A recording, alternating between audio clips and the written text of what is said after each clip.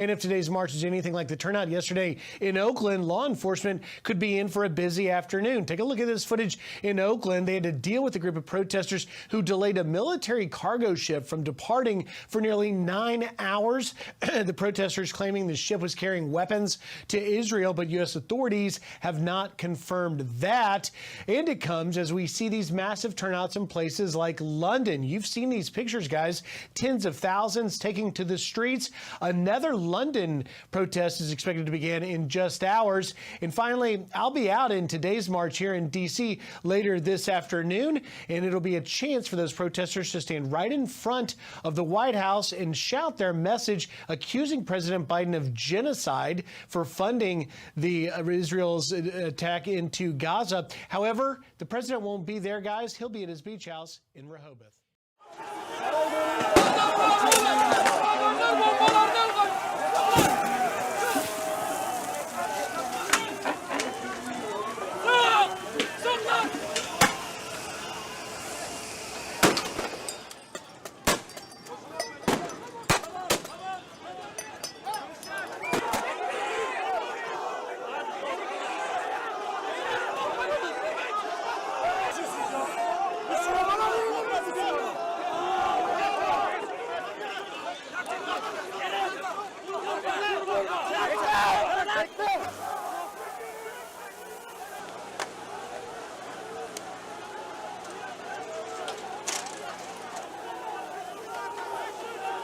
organizasyon heyetinin bize ayırdığı alanda durursak bu... Arkadaşlar,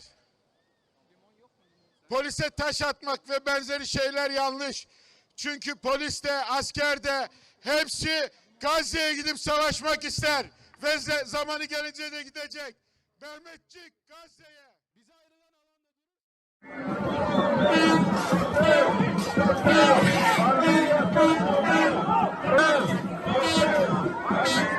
Bize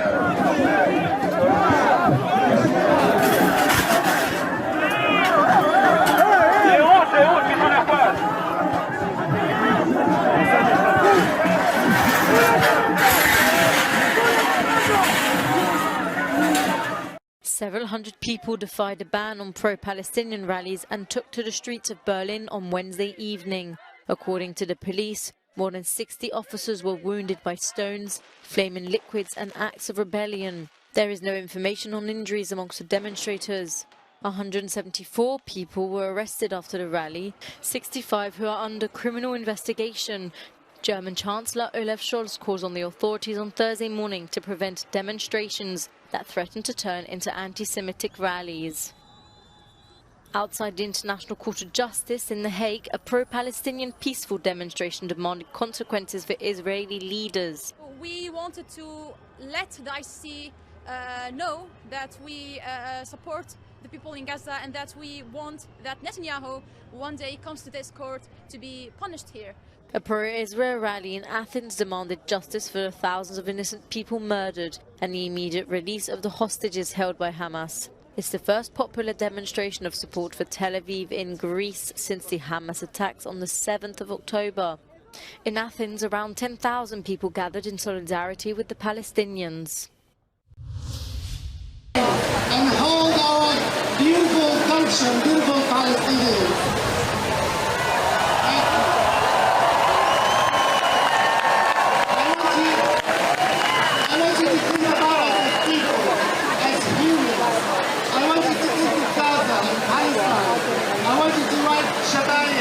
On a piece of paper, stick it everywhere you go.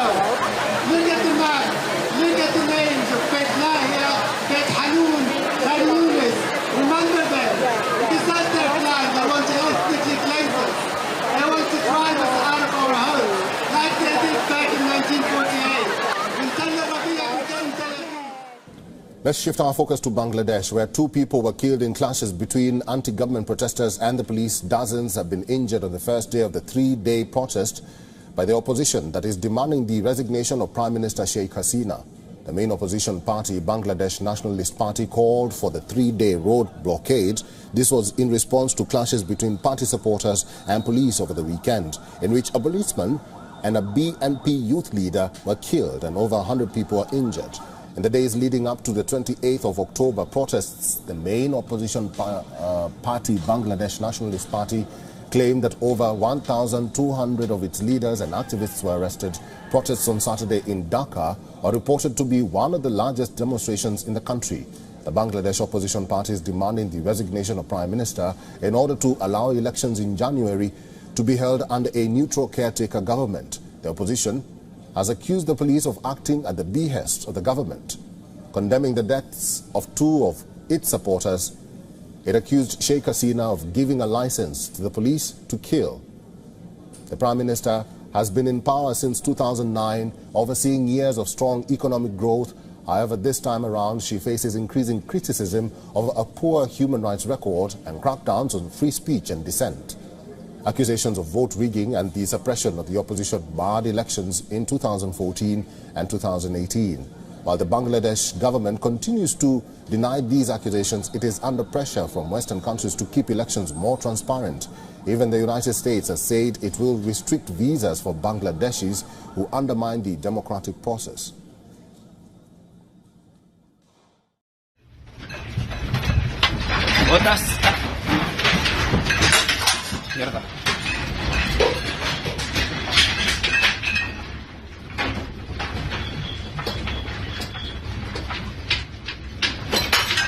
A 6.6 magnitude earthquake struck the Atacama coast of central Chile at 9:33 local time on October 31, 2023. It was recorded by Chile's Centro Sismológico Nacional. It was a strong and shallow earthquake.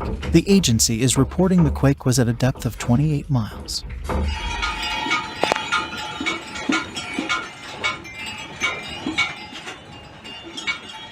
Coquimbo's mayor said the quake lasted 40 to 45 seconds. Power and water supply outages were reported.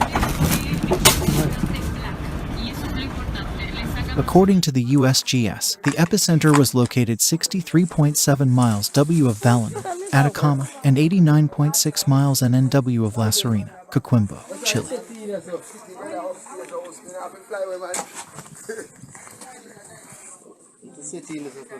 18,000 people are estimated to have felt strong tremors, 62,000 moderate, and 841,000 mild.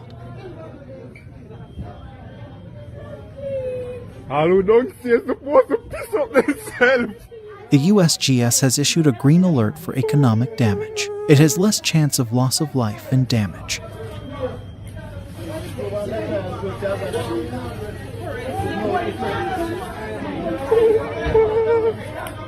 Overall, the population of the region lives in structures that are earthquake resistant, although weak structures exist. Recent earthquakes in the area have created secondary hazards such as landslides that can cause damage.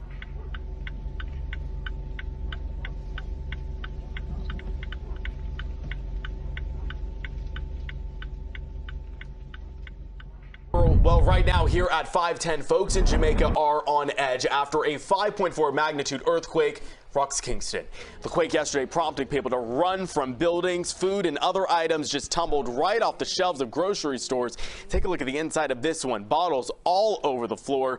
Now, officials say no deaths or severe damage has been reported, thankfully. But small earthquakes are pretty common around Jamaica, but large ones are rare. The devastating Port Royal earthquake happened back in 1692. A portion of the town there sank into the sea after that quake.